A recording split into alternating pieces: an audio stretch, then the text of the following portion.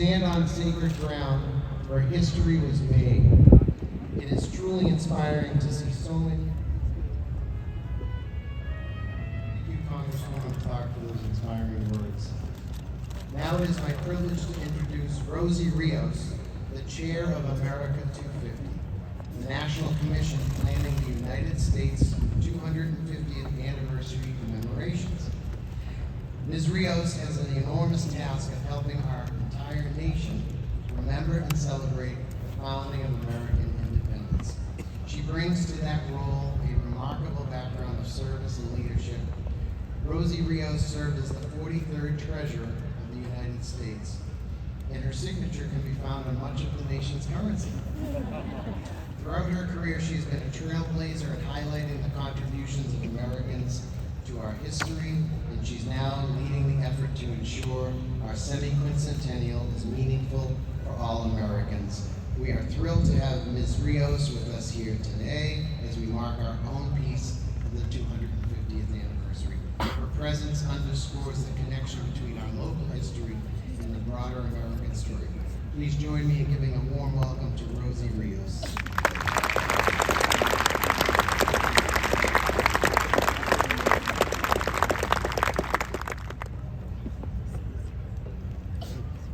Good morning, everyone. It is an honor to be here today on the sacred ground. I want to begin by thanking Dr. Vicente and the Lexington 250 Commission for bringing us all together. And I especially want to recognize the men and women of the United States Army for helping us commemorate this day in such an extraordinary fashion.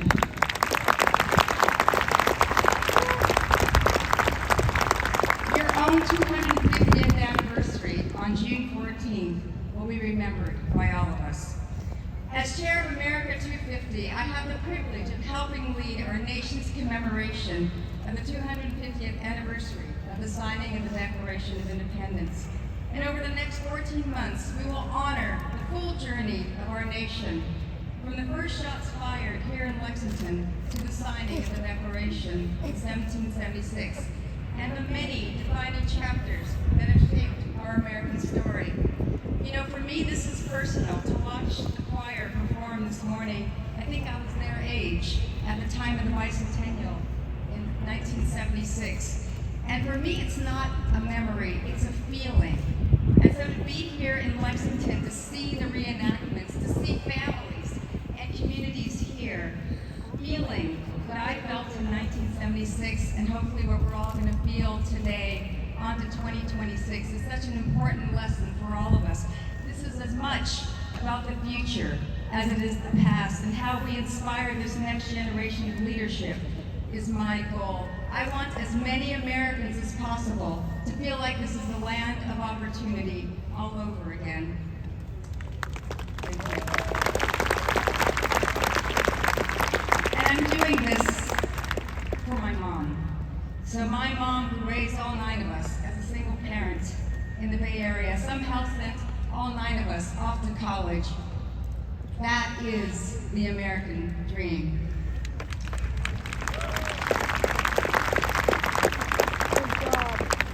Our nation's 250th anniversary is an opportunity to reflect on the past, but also ask ourselves, who do we want to be 250 years from now? And what are the ideas from our founding that still hold us together as Americans, where we can take some lessons from the Battle of Green? What happened here on April 19th, 1775, was a story about people who risked everything, as did my mom. Not because they all agreed on every issue, but because they believed in the right to shape their own future. They weren't professional soldiers. They were ordinary people who believed that freedom was worth defending. They were willing to step forward in a time of uncertainty to serve something greater than ourselves and than themselves. These qualities are still with us, and for the same convictions that are what part of what makes us all Americans. And now as we look ahead to the nation's 250th anniversary, 2026, and by the way, I still carry my bicentennial quarter everywhere I go. One of the most important things we can do is to remember and retell those stories that connect us. In the years ahead, there will be many opportunities for 350 million Americans to take part in this historical milestone. Never forget that, 350 for 250. That has never happened before.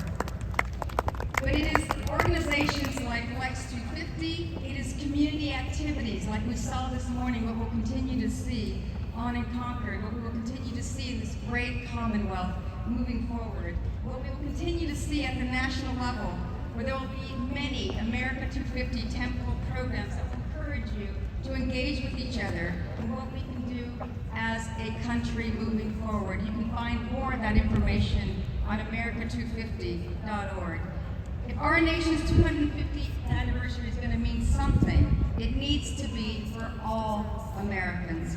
It needs to reflect the spirit of Lexington that showed not just 250 years ago, but right here, right now, from all the family community activities that are happening here today. Through your commitment to history, your civic pride, and your sense to community and the values on which our country was founded. It is communities like this that will inspire the rest of the country and perhaps the world to follow your lead on this journey, to remind us of what it means to be the oldest democracy in the world. So as we rededicate this historic ground, let's also rededicate ourselves to building a country worthy of the sacrifices that created our great nation. Thank you.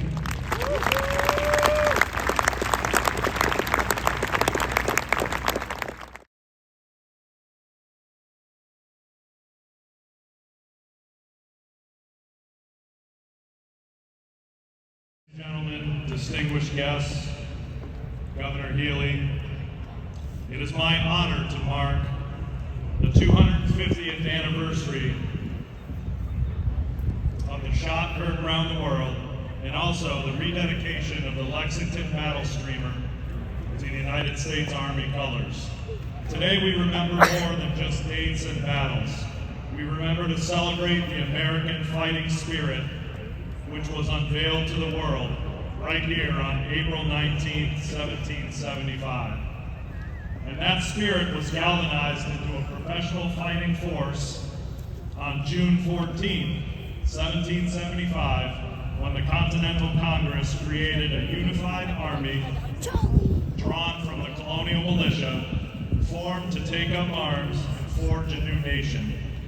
The Army was born from and built by citizen soldiers who answered the initial call at Lexington. Among these militia units was the 1st Battalion, 181st Infantry Regiment, which traces its lineage directly to those early patriots in the North Regiment who took the field here 250 years ago. From its earliest days as part of General Washington's fledgling force, carrying the weight of the Revolution on its shoulders, the Army continued the fight for independence at the Battle of Trenton, in the snows of Valley Forge, and during the Siege of Yorktown, turning the tide of history. The Army's story did not end there. Across centuries and continents, in every conflict our nation has faced, from the Argonne to Normandy and Baghdad, the Army has stood as a symbol of discipline, courage, and commitment. Its colors fly high, always reminding us that freedom is not free. When you look at the Army colors here in a moment, you'll see the battle streamers. From the Revolution to today, each streamer tells a story for soldiers who stood their ground, fighting for freedom and liberty. The Army is not measured in campaigns and decorations alone. The legacy and history of the Army continues today in every soldier, past and present. It is written in the character of those who wear the uniform, the quiet professional, fiercely loyal to one another, and willing to sacrifice for something greater than themselves. As we celebrate 250 years of Army history, we honor the past not by remembering it, but by living up to it. The same values that led our forefathers across frozen tundra, through dense jungles, across scorching deserts and into enemy fire still guide us today. Loyalty, duty, respect, selfless service, honor, integrity, and personal courage. May the Army always remain the guardian of American freedom. Thank you so much. Nations first. This will defend. But also on the ground, these brave demonstration of precision freefall as performed by members of your United States Army Parachute Team, the Golden Knights.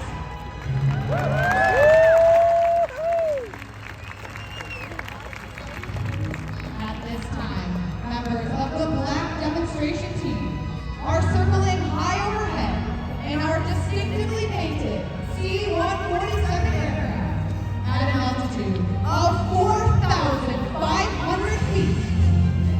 The jump master is actually looking a little less for the aircraft. Its head is outside in the wind freefall parachute at terminal velocity. The United States Army Parachute Team was formed in 1959 at the home of the airborne, Fort Bragg, North Carolina. At that time, the team consisted of 19 original members. Each was selected to assist in the development of modern parachuting techniques to provide world-class competition live aerial demonstrations in support of Army public relations and recruiting. In 1961, we were designated the Army's official aerial demonstration unit. Please direct your attention high overhead. Our jumpers are out and the show is on. As our team descends on the historic Lexington Battle Green, they will deliver the Lexington Battle Streamer to where it was earned 250 years ago today. The parachutes used by the Golden Knights are flexible wing pliers.